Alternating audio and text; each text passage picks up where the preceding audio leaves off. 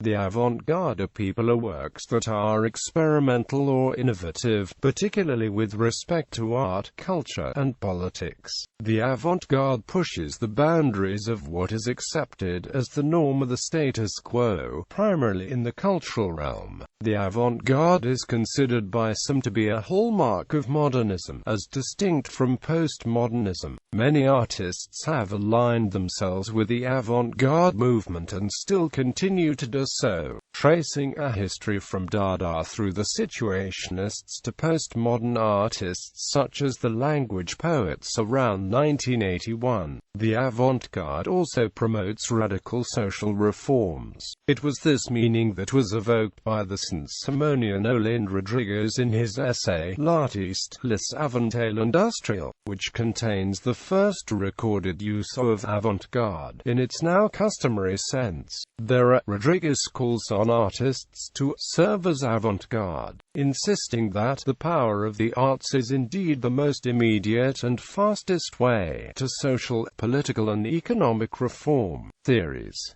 Several writers have attempted, with limited success, to map the parameters of avant-garde activity. The Italian essayist Renato Poglioli provides one of the best-known analyses of vanguardism as a cultural phenomenon in his 1962 book Teoria della vanguardia, surveying the historical, social, psychological and philosophical aspects of vanguardism. Poglioli reaches beyond individual instances of art, poetry, and music to show that vanguardists may share certain ideals or values which manifest themselves in the non-conformist lifestyles they adopt. He sees vanguard culture as a variety, a subcategory of bohemianism. Other authors have attempted both to clarify and to extend Poglioli's study. The German literary critic Peter Berger's theory of the avant-garde looks at the establishment's embrace of socially critical works of art and suggests that in complicity with capitalism, art as an institution neutralizes the political content of the individual work. Berger's essay also greatly influenced the work of contemporary American art historians such as the German Benjamin H. D. Buchloh. Buchloh, in the collection of essays Neo-Avant-Garde and Culture Industry, critically argues for a dialectical approach to these positions. Subsequent criticisms theorized the limitations of these approaches, noting the circumscribed areas of analysis, including Eurocentric, chauvinist, and genre-specific definitions. Relation to mainstream society. The concept of avant-garde refers primarily to artists, writers, composers and thinkers whose work is opposed to mainstream cultural values and often has a trenchant social or political edge. Many writers, critics and theorists made assertions about vanguard culture during the formative years of modernism, although the initial definitive statement on the avant-garde was the essay Avant-garde and Kitsch by New York art critic Clement Greenberg, published in Partisan Review in 1939. As the essay's title suggests, Greenberg argued that vanguard culture has historically been opposed to high or mainstream culture, and that it has also rejected the artificially synthesized mass culture that has been produced by industrialization. Each of these media is a direct product of capitalism. They are all now substantial industries, and as such they are driven by the same profit-fixated motives of other sectors of manufacturing, not the ideals of true art.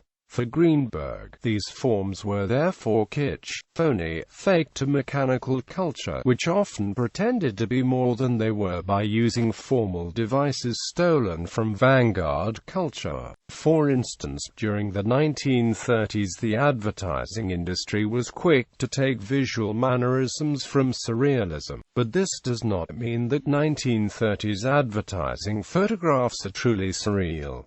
On the contrary, they express a style without underlying substance. In this sense, Greenberg carefully distinguished true avant-garde creativity from the market-driven fashion change and superficial stylistic innovation that have sometimes used to claim privileged status for these manufactured forms of the new consumer culture. Various members of the Frankfurt School argued similar views, thus Theodor Adorno and Max Horkheimer in their essay The Culture Industry, Enlightenment as Mass Deception, and also Walter Benjamin in his highly influential The Work of Art in the Age of Mechanical Reproduction, where Greenberg used the German word Kitsch to describe the antithesis of avant-garde culture. Members of the Frankfurt School coined the term mass culture to indicate that this bogus culture is constantly being manufactured by a newly emerged culture industry. They also pointed out that the rise of this industry meant that artistic excellence was displaced by sales figures as a measure of worth. A novel, for example, was judged meritorious solely on whether it became a bestseller. Music succumbed to ratings charts and to the blunt commercial logic of the gold disc. In this way, the autonomous artistic merits idea to the vanguardist was abandoned, and sales increasingly became the measure and justification of everything.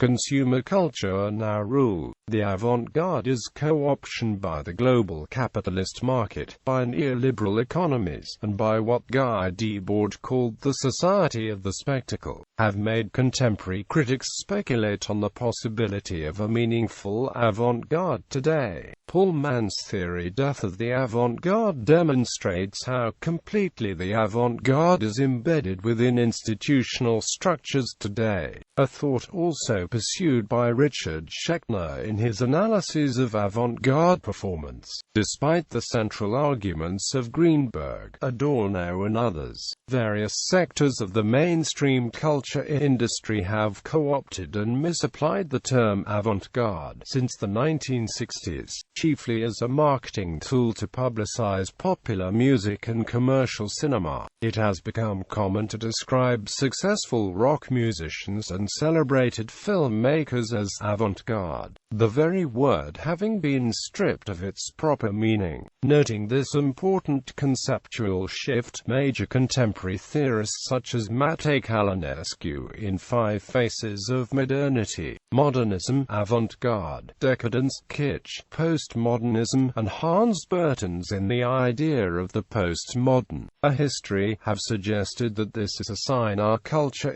has entered a new postmodern age, when the former modernist ways of thinking and behaving have been rendered redundant. Nevertheless, the most incisive critique of vanguardism as against the views of mainstream society was offered by the New York critic Harold Rosenberg in the late 1960s, trying to strike a balance between the insights of Renato Poglioli and the claims of Clement Greenberg. Rosenberg suggested that from the mid-1960s onward, progressive culture ceased to fulfill its former adversarial role. Since then it has been flanked by what he called avant-garde ghosts to the one side, and a changing mass culture on the other, both of which it interacts with to varying degrees. This has seen culture become, in his words, a profession, one of whose aspects is the pretense of overthrowing it. Examples: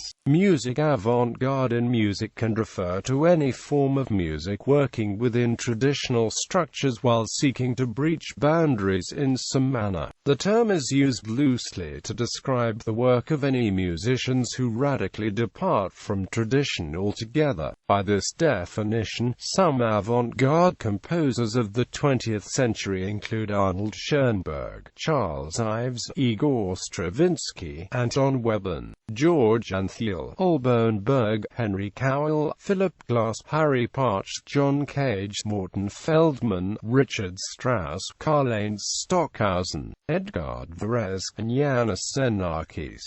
Although most avant-garde composers have been men, this is not exclusively the case.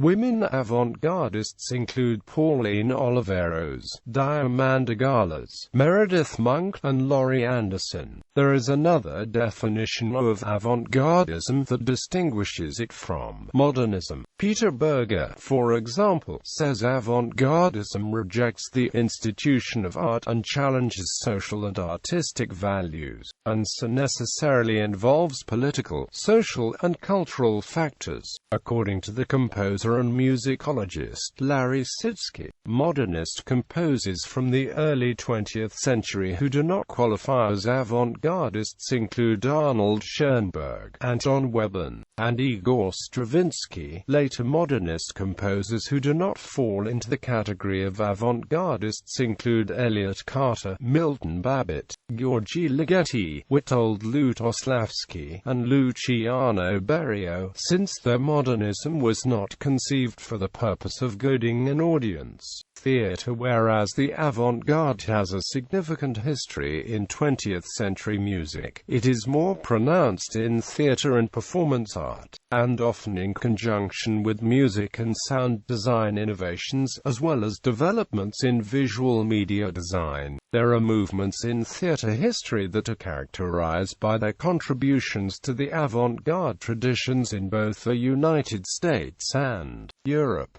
Among these are Fluxus, Happenings, and Neo-Dada. Avant-garde art movements